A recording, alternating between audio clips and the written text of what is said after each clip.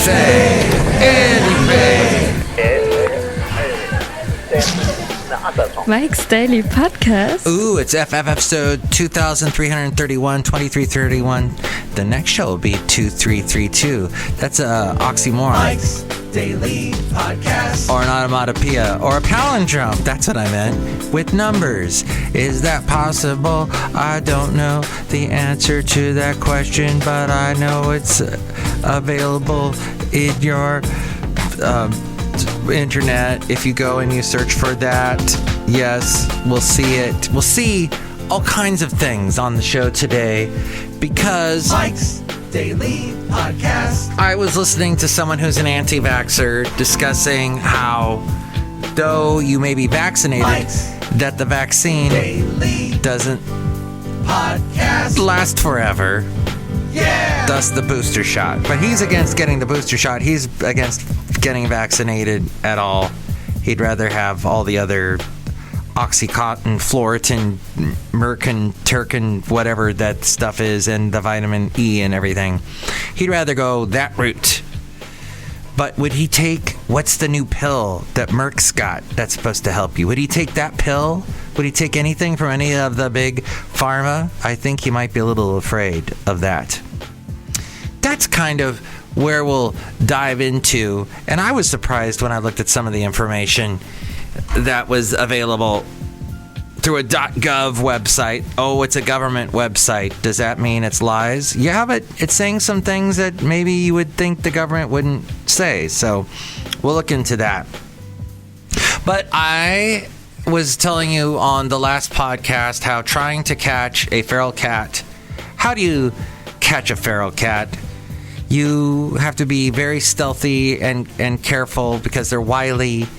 They're wily cats. In fact, the feral cat charity service that helps feral cats with a volunteer system, I think it's called Island Cats or something like that. And I think it's because it's on Alameda Island is where they originate from. They told us, even though we have... And here's today's podcast picture. A humane trap that a friend of mine gave me. He uses it to catch raccoons. He's got a lot of raccoons that visit his backyard. The podcast picture is not of a raccoon. And I'm not sure what it is of yet. Because I am, as you know, always prepared when that question comes to me. I'll tell you in just a moment. But yes, he uses it all the time. And we try to use it. But the cat was, no, I'm not going inside that. Even if there is food in there, not going to go in there. So...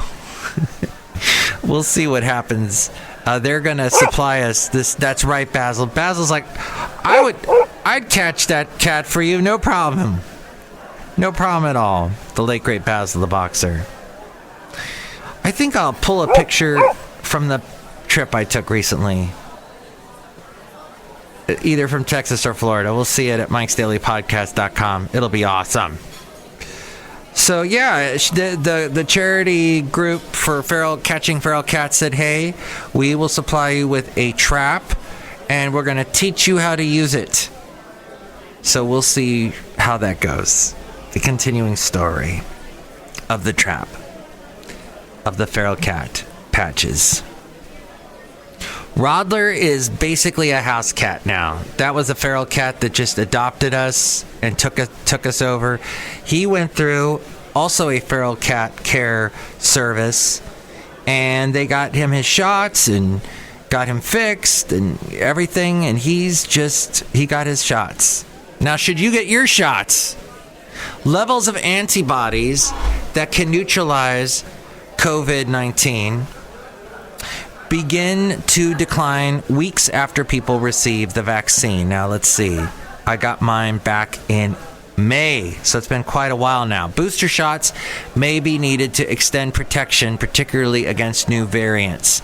This from the National Institutes of Health website, U.S. Department of Health and Human Services. And this is NIH.gov. Viruses also mutate over time. Several of the variants have emerged that can partially escape the immune response induced by the vaccine. That's why you're hearing these breakthrough cases, probably. Scientists have been working to understand how well boosters may protect against these variants. They're also investigating whether boosters need to be modified to match new mutations in the virus.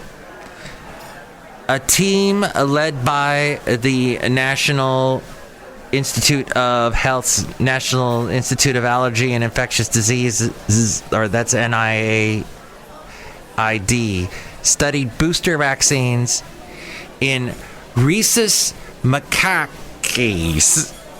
Macaques are a good model of how vaccines perform in people. The animals were given either a booster of the COVID-19 vaccine from Moderna or a slightly modified version tailored to the beta variant, which partly evades the immune response induced by the vaccines. Results appeared in Science magazine a few weeks ago on October 21st. The macaques were immunized with the 2-dose Moderna vaccine series. About 6 months later, they received a booster dose. Some received a booster that had been altered to match changes to the virus spike protein in the beta variant. The researchers analyzed antibody responses at points before and after the boosters. They also measured T and B cells. That's immune cells vital to protecting against the virus and forming an immune memory in case the virus is encountered again. Both boosters increased levels of neutralizing antibodies against all known SARS-CoV-2 variants of concern. The increases lasted for at least 8 weeks after the boosters. Antibody levels were significantly higher post-boost than after the first 2 doses.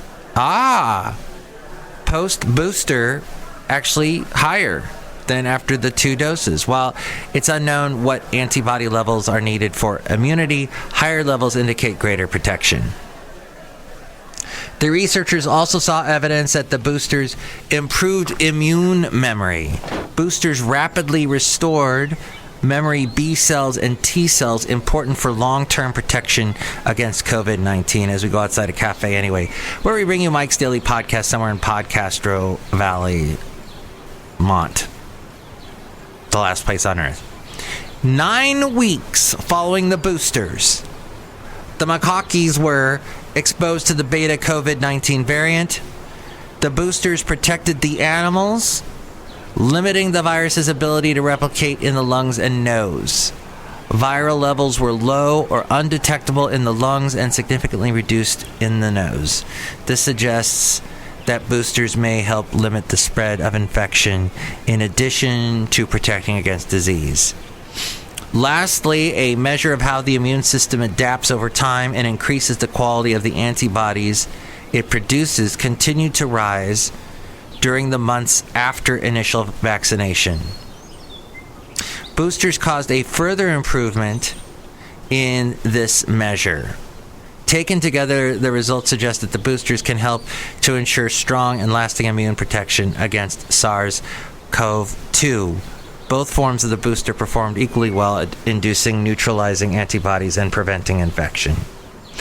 So that is according to NIH, Research Matters, their website, nih.gov. And by the way, they talk about a common drug that may have potential for treating Alzheimer's disease, if you were because that was right next to this. And I just scanned it, and I can't make heads or tails out of it. Because I am not a medical professional. And as most people who are spreading anti-vaxxing lies, they are not medical professionals either. The majority of them. Because they're on the radio, and they're just going, I'm afraid of getting a shot. But we are in a war, everyone. We're in a battle. It's not between the liberals trying to get you to be vaccinated, and even though you don't want to and you have rights. No, there is still a disease out there. We're still in a pandemic. And that is the war. That's what we should be focusing on, is vanquishing that. Instead, I have rights. I have rights to take vaccines and all this other stuff, all these other drugs. that the media is trying to hide. But maybe the war is actually on common sense. Who knows? But we're outside a cafe anyway, somewhere in Valentino, the last place on Earth. And we were talking about the friendly skies last podcast, about how the friendly skies have gotten unfriendly. And how we're trying to make them friendly again. I was telling my lovely lady friend who was in the last podcast picture about how, hey, maybe we should just not put the seats back when it's eating time and, the tray table isn't getting shoved in the person behind us's face. And she said, what? How is that supposed to prevent us being afraid of flying? No, I said, that's not the problem here. This is a different issue. We're talking about fighting on planes. How do we avoid fighting on planes? And it's trying to cooperate with each other. The whole anxiety on flying, that's a whole other thing. And maybe you should see a therapist like my lovely lady friend in order to get through that situation. But in the end, I think it's all the mask wearing on the planes that gets people a little upset. But like I said, it is a pandemic, and we have to still remember that. Okay, with that happy, cheery note here at Mike's Daily Podcast, we're outside a cafe anyway, somewhere in Podcastro Valley, Mont. Look who's here. Hi, Mike. It's Benita the Rodeo Queen. How y'all doing? It's a Disgruntled Fiddle Player. Tell you what. What? I don't want shots. I don't like needles. I don't like diseases. I just want everyone to just leave me alone and stop talking about it. Okay. The ostrich tactic. That's a good one. All right, good luck with that. And look who else is here. Oh, Mike, I make delicious root beer. I'm not a Muppet. All right, I'm enjoying the root beer. Thank you for my non-Muppet friend. What's in that root beer? Vaccine. Uh-huh. What else? Anti-Alzheimer's drugs. Good. Wow, everything I need. How about... Tetrachloride. Oh, that too? Okay. I'll drink it now. It sounds great.